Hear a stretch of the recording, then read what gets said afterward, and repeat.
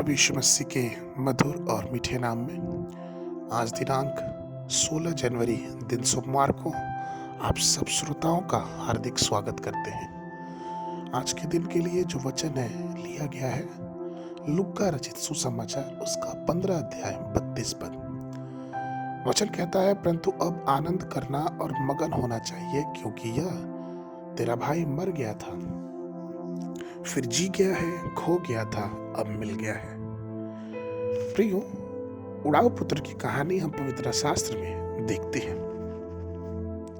और यह कहानी, यह घटना एक पुत्र के आपे में आने का एक अच्छा उदाहरण है। जब आप अपने जीवन को देखते हैं तो होश में आने पर उसने सबसे पहला क्या किया? वचन कहता है कि जब उसे अपने आपे में आया, अर्थात जब उसे होश आया, तो उसने महसूस किया कि उसका स्थान सूअरों का स्थान नहीं है। दूसरा, वह जानता था कि उसके पास एक पिता है जो उससे बहुत प्यार करता है और उसे स्वीकार करेगा। तीसरा, वह यह समझता था कि उसके पिता के साथ उसके मेल मिलाप, अर्थात उसका अपना पाप को मानना और अपने अधर्म को स्वीकार करना उसके जीवन में एक बड़ी बदलाहट लेके आएगा।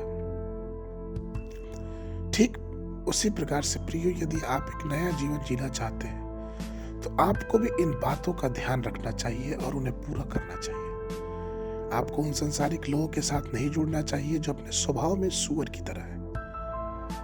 हमें कीचड़ मिट्टी में नहीं रहना चाहिए, बल्कि उससे बाहर निकलना चाहिए। हमें प्रभु से प्रेम करना चाहिए, उसके दिव्य प्रेम को स्वीकार करें और आपके पापों को क्षमा करना और उसके ही स्वभाव में आगे बढ़ता जाना चाहिए। हमें अपने पापों को परमेश्वर के सामने मान लेना चाहिए, जो उसे शुद्ध करने और हमें पवित्र करने में आगे है। उड़ाऊ पुत्र जब लौटा तो उसने पिता के घर में सब कुछ नया पाया। उसने नया वस्त्र पाया, उसने नई अंगूठी पाई, उसने नई जूती पाई, उसके लिए बछड़े का पर्व मनाया गया। और प्रियो, इससे बढ़ के उसके पिता का सबसे ज्यादा पूरा प्यार उसे वापस मिला। इसी प्रकार से जब हम अपने पापों और अधर्म को मान लेते हैं और एक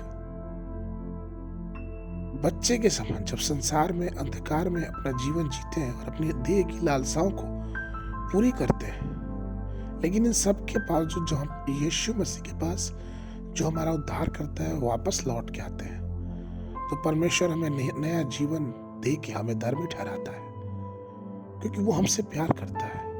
अपने अनुग्रह के सिंहासन के निकट वो हमें स्वीकार करता है और हमें यह अधिकार देता है कि हम फिर से उसे अब्बा और पिता कह सके।